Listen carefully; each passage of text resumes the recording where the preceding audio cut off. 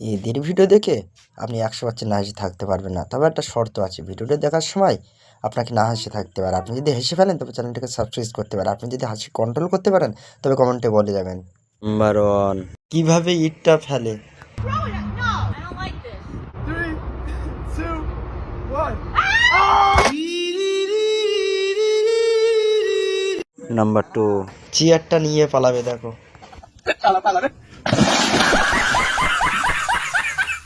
Number 3, সবজির ব্যবসা করতে গেলে এইভাবেই করতে হবে।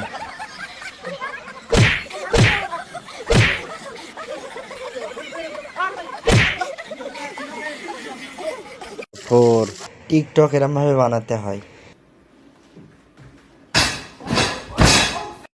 5, দোলনা কিভাবে দোলে।